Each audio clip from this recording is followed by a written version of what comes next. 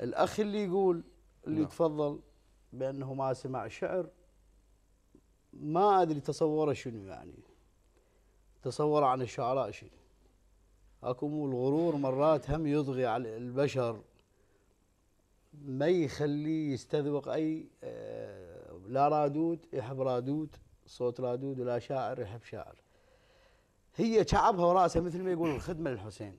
أحسنت. تقديم والقصيدة، يعني القصيدة. أنت سيد سعد سمعت شيء عن هاي السنة؟ شنو اللي ثار انتباهك أو عجبك هاي السنة؟ والله أني السنة كنت في سوريا يعني. نعم. كل سنة أنت في سوريا في موكب النجف يعني الأشرف، تحياتنا لهم اللي هم في سوريا. المصلى موجودين الآن هم هنا. ويعني حقيقة اكو قصائد. هسه مرات يسألوني انت من يا مدرسة تنتمي؟ نعم. انا اقول لهم ما انتمي من اي مدرسة. يقولوا لي عجب ليش؟ اقول لهم انا مع القصيدة لا مع المدرسة. أحسنت. مدرسة وما بيها قصيدة. هو هذا المتعارف أنه سيد سعد هو انفرد مدرسة واحدة. بلي انا يعني اقول يعني انا جاوبك بهاي. يقول اذا تريد القصيدة تهز شعور الناس لازم تنكتب من ماي شريانك. الله صحيح. او اذا دمك حبر او اوراقك الوجدان ما يموت وما يعطش بعد وجدانك. اي والله. او اذا اصبح ضميرك يكتب الاحداث شي يهمك بعد لو قطعوا لسانك. الضمير يموت لما تعطش الغيره، وبوحل الرذيله يدفن دفانك. على الحب لا تسولف لو كنت متحب. على الحب لا تسولف لو كنت متحب. تبقش ما تغرد خرس الحانك. واذا تحكي حكي ما تؤمن انت بيه. اذا تحكي حكي ما تؤمن ابدا بيه. نقص يصبح يا مؤمن ترى بايمانك. كلام من قلب يطلع يأسر قلوب ويدخلها قبل ما يدخل اذانك. وشعورك لو ان ما تهزه محبة حسين تبرد بالعجل من تشب نيرانك. الله. تبرد بالعجل من تشب نيرانك. طرز عالدليل محبة أهل البيت حتى بي ما يطب أبا الشيطانك. حبهم ماي بي يروى ضمير القاع ويخضر محبة ورود بستانك.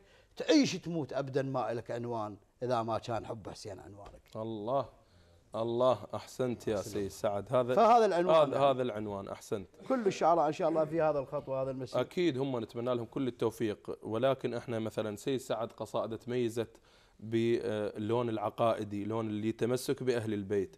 اكو قصائد يعني نسمعها الآن على الساحة فقط ياخذ جانب الحزن. يعني هذا هل يعني ثقافته بسيطة او جاي نسمع الآن يعني من الرواديد الكبار يقرؤون هذه القصائد بس ياخذ جانب الحزن. الآن احنا قضية الإمام الحسين ماكو حتى الطفل يعرفها، أنه الإمام الحسين استشهد وانتصر الدم على السيف. لكن الآن أنا بحاجة إلى أنه أقوى عقيدتي بأهل البيت. وهذا الدليل اللي الآن هاي الملايين جاي تسير من النجف إلى كربلاء وسار العالم كله إلى ضريح أمير المؤمنين. يعرف أنه المصطفى رسول الإنسانية شنو، يعرف الحسين شنو.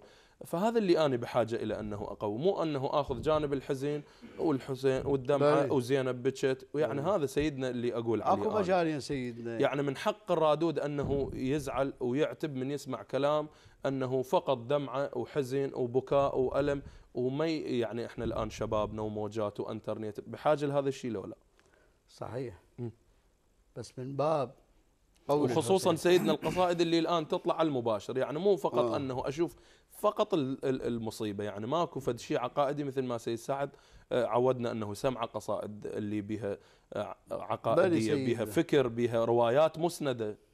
أكو بيهم يتخذ مثلا جانب قول الإمام الحسين أنا قتيل العبر ما ذكرني مؤمن ولا مؤمنة إلا واستعبر. أحسن. كلمة استعبر عد المفسرين وعد الأدباء شقين. نعم. استعبر رأيي. أخذ العبرة واستعبر بكى. أحسنت. فالإمام الحسين أنا قتيل العبر يقول ما ذكرني مؤمن ومؤمن إلا واستعبر. فمن هذا الباب جماعة يأخذوها طريقة الحزن وشكوا بها إلى اندمج العقائد والحزن. أحسنت. خب يعني بالقصيدة هم أنزل فد شيء يعني فد روايات تقوي القصيدة خاصة بهالوقت هذا. هو هذا اللي نريده. يعني عصر الشباب، عدم الانحراف، خط الحسين. يعني سيد سعد ما يزعل مرات من يسمع قصيدة بس حزن ما يسمع بها شيء، وتشوف دائما القنوات تتردد بها، دائما يطلع دائما هذا الشاعر مثلا يصير له فد سمو فد علو، هو يعني مجرد انه القصائد يدخل جانب الحزن. شو تقول احمد؟ صحيح سيدنا، انه يكون يعني انه يصير بين الحزن وبين العقائد، يكون انه يصير قصيده وتكون افضل. يعني اذا كانت حزن يعني يكون طابع واحد. احسنت. احنا خو بسمع انا مقتل اسمع شو اسمه، بس ملاحظه صغيره سيدنا، لكل مقام مقال. احسنت. يعني لا يوم العاشر اني ما اقدر اطرح عقائد، خوها منتهين منها سيد. يوم الانصار اقدر اطرح عقيده، بس بهذا من خلصت العشرة الأولى إلى صفر ما جاي نسمع يعني قصائد ولائية، يعني قصائد عقائدية اللي هي يعني احنا بحاجة إلها وشبابنا بحاجة إلها، وكل من يريد أنه يستمع إلى القصائد. يعني ساي حسين بضماير نصحنا بيك آمن، يعني شقد هزت العالم هاي. يعني أنا أعرف أنه بال77 وحضرتك موجود، يعني الناس على طريق الإمام الحسين دبابات وهاي ما ثنتهم كلها صحيح. حسين بضمائرنا اتجهت للإمام الحسين. خلينا نسمع قصيده وسي سعد ايضا يحضر لنا قصيده من قصائده على ذكر اللي حمزه ولا حمزه في رحمه الله عليه. نسمع